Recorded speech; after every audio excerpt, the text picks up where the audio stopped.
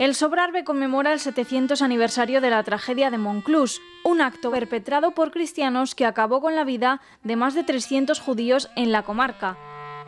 Las jornadas, situadas en Aïnsa y en Mediano, han servido para honrar el recuerdo de las comunidades judías.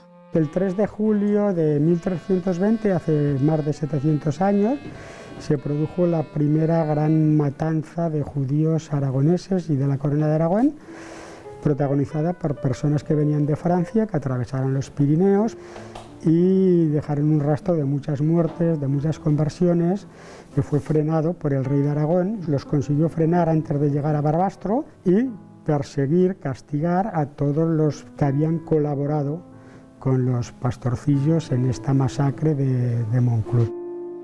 El término de Monclús, hoy desaparecido, se situaba en la colina junto a lo que hoy es el embalse de Mediano. Dinamizaban la economía de la zona, trabajaban la tierra, hacían intercambios comerciales con Barcelona, con otros lugares, eran artesanos, prestaban dinero incluso para levantar monasterios.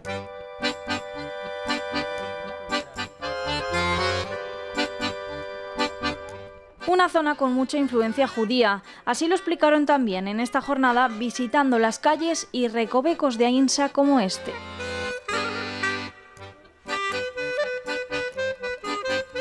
Realmente es una cisterna que recogía agua de la lluvia. Durante la mayor parte del año no era necesaria este agua porque había un manantial aquí dentro de la cisterna, y esto es lo que nos ha dado a entender a muchos hebraístas israelíes de que estamos situados en lo que era la judería de Aïnsa. Desde el punto de vista religioso era obligatorio que en todas las comunidades judías hubiese un baño de inmersión ritual para purificarse. Esta cisterna que tenemos aquí tiene las dimensiones, la capacidad. Entonces esto es lo que a muchas personas de Israel y de otros lugares nos ha llamado muchísimo la atención y pensamos que pudo tener un uso durante algún momento sobre baño judío aquí en Aïnsa.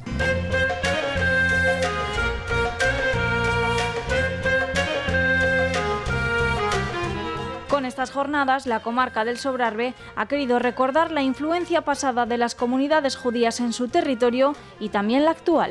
Y hoy en día, que nos ha quedado, aparte de lo que se ha podido recuperar, el turismo israelí. Por momento está primando el turismo de Israel hacia España.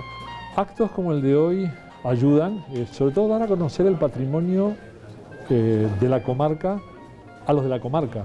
La idea empieza porque los propios habitantes de la comarca conozcan que tienen un pasado judeo sefaradí, y del momento que ellos lo conocen, es mucho más fácil transmitirlo a los que vienen de afuera, y que ese patrimonio se continúa hoy con los judíos que vienen a visitar o que vengan a visitar en el futuro. Un fin de semana para recordar que estos sucesos no deben volver a repetirse nunca.